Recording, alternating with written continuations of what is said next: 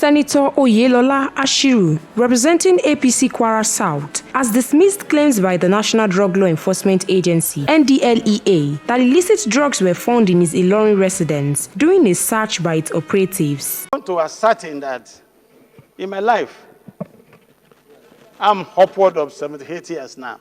I'm 68 years now. I assert that I cannot even identify what we call cannabis or any drug. Beyond taking water, I don't take alcohol, I don't take any drug.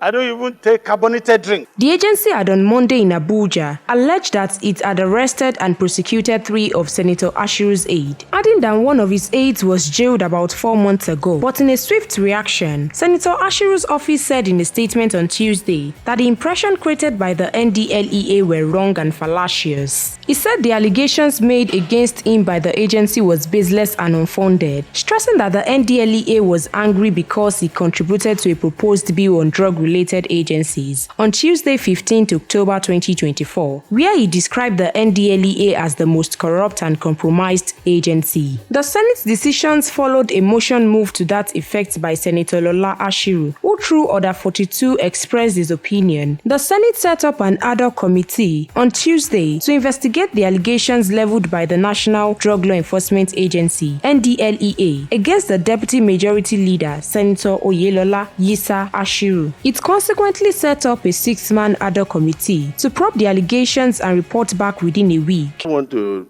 jump into conclusion, but you have never been invited by NDLEA. You have never been charged to court by NDLEA. NDLEA never said anything about you as a person, and we in the Senate, we see you as a gentleman to the core. You are not even somebody that takes alcohol.